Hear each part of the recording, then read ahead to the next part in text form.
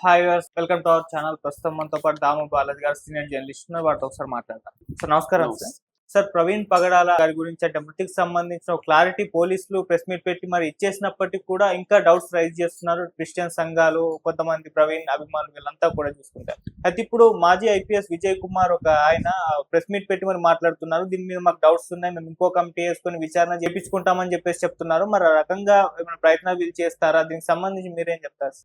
ప్రవీణ్ పగడాల అది యాక్సిడెంట్ అని క్లియర్గా మనకి IG Eluru range IG GVG Ashok Kumar, తర్వాత నరసింహ కిషోర్ ఎస్పీ వీళ్ళిద్దరు కూడా ప్రెస్ మీట్ పెట్టి డీటెయిల్గా వాళ్ళ ఇప్పటి వరకు వాళ్ళకి ఇన్వెస్టిగేషన్ అంటే దాదాపు 18 రోజుల్లో వాళ్ళు చేసిన ఇన్వెస్టిగేషన్ ఏంటి అనేది వాళ్ళు డీటెయిల్గా చెప్పారు. అందులో ప్రధానంగా ఒకటి వాళ్ళు చెప్పింది ఏంటంటే, ఇతను మార్నింగ్ 11 తర్వాత బయలుదేరి ఈ దాదాపు 13 గంటల జర్నీలో ఎక్కడెక్కడ ఇతను ఫస్ట్ వైన్స్ కొన్నాడు, మందు కొన్నాడు, లిక్కర్ కొన్నాడు వైన్ షాపుల్లో, అది 3 చోట్ల కొన్నారు అనేది ఎల్బీ నగర్లో, సవేరా వైన్స్, కోదాడ, ఏలూరు ఈ 3 చోట్ల లిక్కర్ 3 టైమింగ్స్లో కొన్నాడు అనేది వాళ్ళు వీడియోల్లోనే చూపించారు సీసీటీవీలో.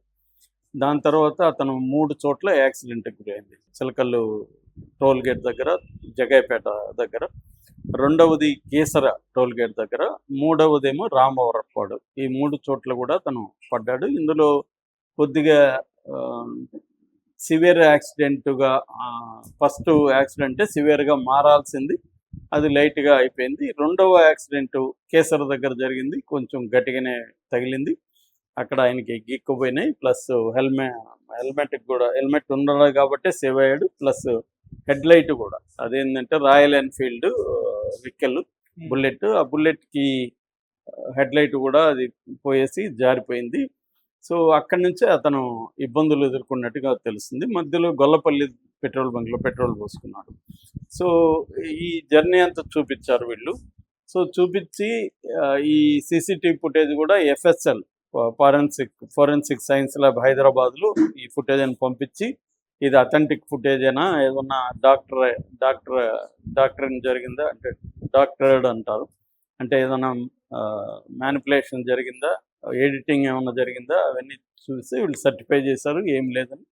సో ఇదైతే అథెంటిక్ ఫుటేజ్. సో అంటే ఇతను ఒకటి లాంగ్ జర్నీ కావడం, బైక్లో వెళ్ళడం, మధ్యలో 3 చోట్ల మందు ఇది లిక్కర్ కొని తాగడం, దాని తర్వాత రామవరప్పడ దగ్గర పడిపోయినప్పుడు అక్కడ రెస్ట్ తీసుకోమని ట్రాఫిక్ ఎస్ఐ సుబ్బారావు చెప్పాడు. అతను లైట్ని రిపేర్ చేసుకోమని చెప్పినా కూడా అతను చేయలేదు.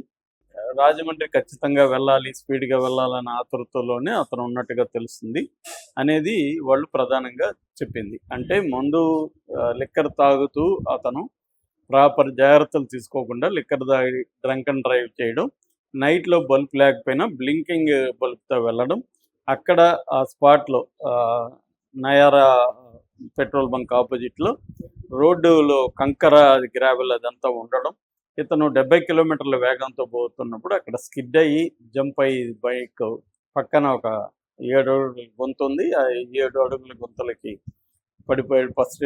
ఇతని మీద గాల్లోకి ఎగిరిన బైక్ పడిపోయింది, దానివల్లనే చనిపోయాడు అనేది సీసీటీవీ ఫుటేజ్ ఫస్ట్ సాక్ష్యం. దాని తర్వాత ఇతను ఎక్కడైతే లిక్కర్ కొన్నాడు, పెట్రోల్ కొన్నాడో అక్కడంతా కూడా యూపీఐ పేమెంట్స్, ఆ టైమింగ్స్ దీనికి కూడా టాలీ అయింది అనేది వాళ్ళు చెప్పారు. అట్లాగే పోస్ట్ మార్టం రిపోర్ట్లో కూడా ఇతనికి లోపల ఆల్కహాల్, ఇథైల్ ఆల్కహాల్ శాతం కొంత ఉందనేది పోస్ట్ మార్టంలో కూడా తేలింది. ఆల్కహాల్ తీసుకున్నాడు, కొనిందే కాకుండా తీసుకున్నది కూడా వాస్తవమే అనేది పోస్ట్ మార్టం రిపోర్ట్లో వచ్చింది.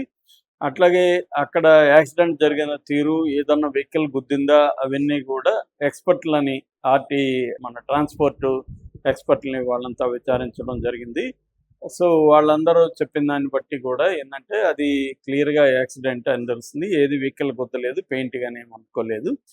సో అది బేసిక్గా ఆయన చెప్పింది. అంటే టెక్నికల్ యాంగిల్లో ప్లస్ ఫుటేజ్లు ప్లస్ సాక్షులు, దాదాపు 113 మందిని సాక్షుల్ని కలిసాము, వాళ్ళతో అంతా మాట్లాడాము. ఈ జర్నీలో మొత్తంగా 6 మంది కలిసారు. సో 6 మందితో కూడా మాట్లాడాం. అది కాకుండా ఈ జర్నీకి సంబంధించిన తెలిసిన వాళ్ళందరితో, కుటుంబ సభ్యులతో దగ్గర నుంచి రాజమండ్రిలో ఈయన వెళ్తున్న పనికి సంబంధించి అక్కడ ఎవరెవరికి తెలుసు ఇవన్నీ కూడా మేము విచారించాము. అట్లాగే ఈయనకి హెల్ప్ చేసిన వాళ్ళు టోల్ గేట్ సిబ్బంది కావచ్చు, ట్రాఫిక్లో వచ్చిన వాళ్ళు కావచ్చు, వీళ్ళందరినీ కూడా మేము గుర్తించి మా సిబ్బంది చేశారు, ఇంటర్వ్యూలు చేశారు.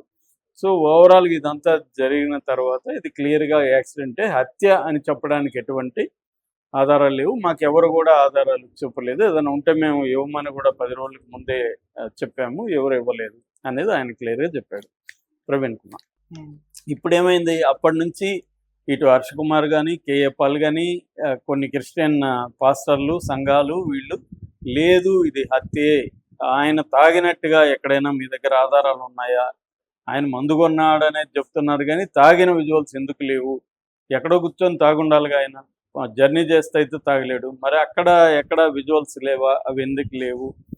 ఆ తర్వాత ఈ సీసీటీవీ ఫుటేజ్లు కూడా మీకు కావాల్సినట్టుగా దాన్ని మాత్రమే ప్రజెంట్ చేస్తున్నారు, తర్వాత సీసీటీవీ ఫుటేజ్లు ముందు వెనక ప్రజెంట్ చేయట్లేదు, లెంగ్త్ లేవు. ఈవెన్ యాక్సిడెంట్ జరిగిన దగ్గర కూడా ఆ టైము 11:42కి మాత్రమే మీ దగ్గర ఫుటేజ్ ఉంది తప్ప దాని తర్వాత అక్కడ ఎవరన్నా మనుషులు వచ్చారా, నైటు ఏంటి, మార్నింగ్ వరకు ఏం జరిగింది అక్కడ, అవేమీ మీరు చూపించట్లేదు. కాబట్టి అసలు ఇతను మాస్క్ వేసుకున్నాడు, హెల్మెట్ వేసుకొని ఉన్నాడు, కాబట్టి అతను ప్రవీణా కాదా ఎలా చెప్తాం సీసీటీవీలో. అదే ఏజ్ గ్రూపు, అదే బాడీ ఉన్న ఇంకొక వ్యక్తి అలాగే మాస్క్ వేసుకొని ఉండొచ్చు కదా. ఇతను ఫోన్ తీసుకొని అతనే యూపీఐ పేమెంట్స్ తీసుండొచ్చు, కావాలని సీసీటీవీలో ఉన్న దగ్గరే ముందు కొనడం, సీసీటీవీలో ఉన్న దగ్గరే యాక్సిడెంట్ అవ్వడం, ఇవంతా కూడా మాకు డౌట్ఫుల్గా ఉంది. సో ఇతన్ని ఎక్కడో పట్టుకుని చంపేసి అతని ప్లేస్లో కొన్ని పెట్టి దీన్ని ఒక యాక్సిడెంట్ లాగా క్రియేట్ చేయడానికి ట్రై చేశారు అనేది ఎక్కువ మంది అంటున్నారు. ఈ హర్ష కుమార్ అయితే ఇంకొక మెట్టు ముందుకెళ్ళి ఇది ప్రభుత్వమే హత్య చేసిందా అంటున్నాడు. సో అట్లాగా కేఏ పాల్ కూడా అంటున్నారు. అట్లాగే క్రిస్టియన్ నేషనల్ క్రిస్టియన్ కౌన్సిల్ కానీ, తర్వాత వాళ్ళది ఒక వెబ్సైట్ కూడా ఉంది persecution.org అని. ఆ వెబ్సైట్ కూడా డీటెయిల్గా వాళ్ళ అనుమానాలన్నీ రాశారు.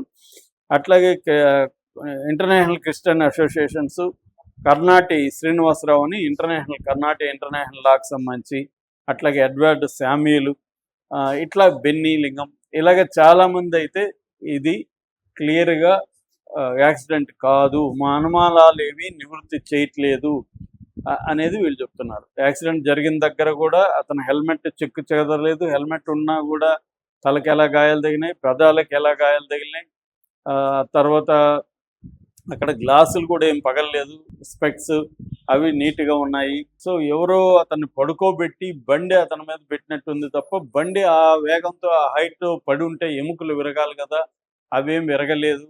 ఇలాగా రకరకాలుగా వాళ్ళు అనుమానాల్ని రేకెత్తిస్తూ చెప్తున్నారు. ఇప్పుడు లేటెస్ట్గా మాజీ ఐఏఎస్ ఆఫీసర్ విజయ్ కుమార్ ఆయన పేరు, ఆయన లిబరేషన్ కాంగ్రెస్ పార్టీ అనేది ఒక పార్టీ ఉంది, ఆ పార్టీ అధ్యక్షుడు, ఆయన నిన్న ప్రెస్ మీట్ పెట్టి ఆయన క్లియర్గా ఏం చెప్తున్నాడంటే ఇది క్లియర్గా హత్య, యాక్సిడెంట్ కాదు, మా అనుమానాలేవి నివృత్తి చేయడానికి వాళ్ళు ఐజీ కానీ మిగతా వాళ్ళు ప్రయత్నించట్లేదు, కాబట్టి ఇది హత్యగానే మేము భావిస్తున్నాము, దీన్ని మేము తేల్చడానికి ఒక జేఏసీ ఏర్పాటు చేస్తున్నాం, జాయింట్ యాక్షన్ కమిటీ ఏర్పాటు చేసి దీని మీద మేము కోర్టుకు కూడా వెళ్తాము, కోర్టుకు వెళ్ళి రీపోస్ట్ మార్టం చేయించమంటాము అనేది ఆయన చెప్తున్నాడు. రెండోది, ఇది హత్యని నమ్మేవాళ్ళు, ప్రచారం చేసే వాళ్ళ మీద కేసులు పెడతామని బెదిరిస్తున్నారు.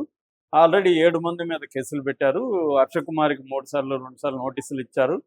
ఇది కరెక్ట్ కాదు. ఒక ప్రజాస్వామ్య దేశంలో ప్రభుత్వం చెప్పిందే ఫైనల్ అని ఎట్లా అంటాము? ప్రజలకు అనుమానాలు ఉండద్దా?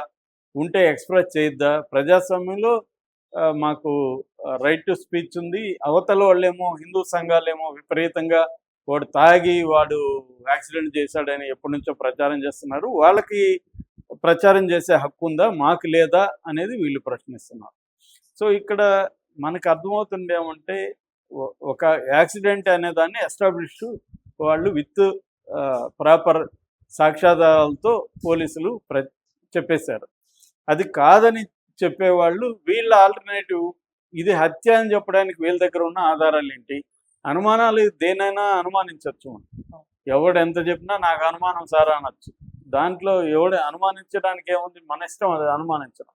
బేసిస్ కావాలి. నువ్వు ఒక ఆర్గ్యూ చేస్తున్నావు అంటే ఇది హత్య అని నువ్వు ఆర్గ్యూ చేస్తున్నావు అంటే హత్య ఫస్ట్ ఎవరు చేసి ఉండొచ్చు, ఎలా జరిగి ఉండొచ్చు, నీ దగ్గర ఉన్న ఏమన్నా ఆధారాలు ఉన్నాయా, ఇవేవి ఎవరు ఇన్వెస్టిగేట్ చేయకుండా పోలీసులు ఎంత డీటెయిల్గా చెప్పినా అది తప్పు ఉంది, ఆ ఫుటేజ్ అంతవరకే ఉంది, వెళ్ళండి మీరు వెళ్ళి ఆ సీసీటీవీ ఫుటేజ్ పెట్రోల్ బంకులు అడిగారా, మీరు నయారా పెట్రోల్ బంక్ పోయి అడిగారా, వాళ్ళు ఇవ్వనన్నారా, ఇవ్వకపోతే కోర్టుకి ఎందుకు వెళ్ళకూడదు, ఇవన్నీ డౌట్లు మనలాంటి వాళ్ళకి వస్తాయి. అంటే యువతల వాళ్ళు మాట్లాడేది కూడా రాజకీయంగా మతపరంగా మాట్లాడుతున్నారు తప్ప నిజంగా ప్రవీణ్ పగడాలదే హత్య అని వీళ్ళు నమ్మేటుంటే వీళ్ళ మెథడ్స్ వేరేగా ఉండాలి. వీళ్ళు కోర్టుకి వెళ్ళొచ్చు, ఇది చేయొచ్చు.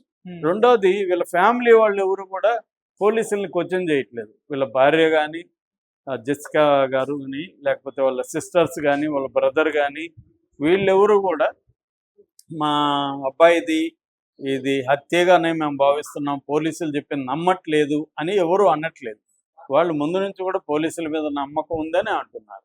కాబట్టి దీనికి ఫుల్ స్టాప్ పెట్టడం బెటర్ తప్ప దీని మీద ఇంకా కిలికి చేయడం అనేది అనవసరంగా అనుమానాలు రేకెత్తించడం అవుతుంది. నిజంగా ఒకవేళ మీకు అనుమానాలు ఉంటే మీరు కూడా దీని మీద ఇన్వెస్టిగేట్ చేయండి. మీరు అప్పుడు ప్రజెంట్ చేయండి. ఒక ఆల్టర్నేటివ్ ఫ్యాక్ట్ ప్రజెంట్ చేస్తే అప్పుడు ఎవరైనా ఆలోచిస్తారు. అది కాకుండా పోలీసులు ఏం చెప్తున్నా దాంట్లో అనుమానాలు ఉన్నాయంటే ఏదైనా అనొచ్చు. ప్రతి యాక్సిడెంట్కి మనకు అనుమానాలు ఎక్స్ప్రెస్ చేయొచ్చు. కాబట్టి యాక్సిడెంట్ అంటేనే మనం అనుకోని విధంగా జరుగుతుంది. ఇక్కడ పోలీసులు చూసిన దాంట్లో ఎక్కడా కూడా తప్పు అయితే నాకైతే కనబడలేదు.